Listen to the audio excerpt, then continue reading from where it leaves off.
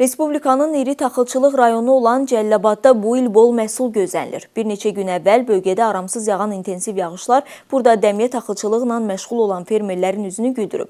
Necə deyərlər, təbiət bu il öz borcunu yerinə yetirib. İndi növbə fermerlərindir. Bitkini xəstəliklərdən qorumaq və vaxtında itkisiz toplamaq. Cəlilabadın dəmiyə sahələrində aparılan müşahidələr deməyə əsas verir ki, yaz aylarında əraziyə düşən intensiv yağışlar burada taxılçılığın inkişafına mühüm töhfə olacaq. Xüsusən yağışın miqdarının bol olması və vaxtında düşməsi məhsuldarlığın da kifayət qədər artacağına xəbər verir.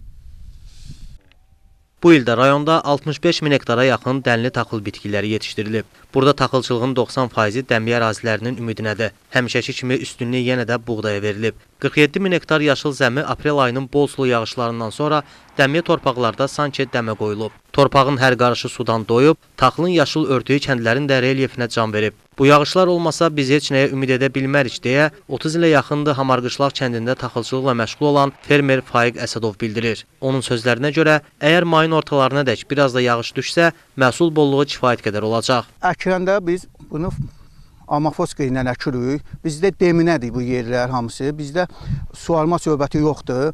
Bu Allahın köməyi ilə bu son günlərdə bir 10 gün içində yağışlar çox gözəl yağdı. Bizə yerə kübrə də verdi. Bütün Cəlilabadın dağlıq ətəklərində hamısında çox məhsuldarlıq yüksək gözlənilir. 2 hektar bərəkət 95 sortu taxıl əkmişəm.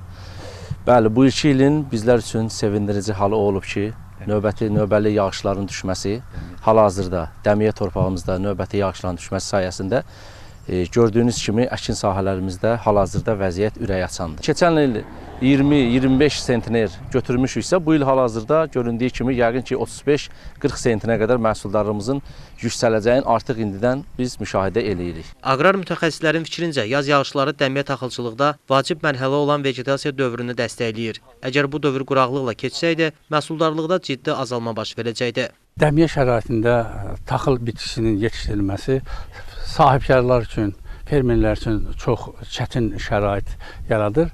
Amma göz qabağındadır, təbiət bu il sahibkarların, fermerlərin üzünə gülmüşdür. Gələcəkdə havanın normal şəraitdə keçməsi bu ərazilərdən, Cəlilabad rayonunun ərazisində ümumiyyətlə dəmiyə şəraitində yetişdirilən taxıl sahələrində 30-35 sentinerlik məhsulun götürülməsinə bizim şübhəmiz olmasın. Qeyd edək ki, ötən mövsüm rayonun taxıl istehsalçıları sahələrdən 182.680 ton buğda, 25.902 ton arpa məhsulu tədarük ediblər. Fermerlərin bu ilki hədəfi daha ürək açandır. Dənli taxıl sahələrindən ümumilikdə 250.000 ton məhsul gözləntiləri var.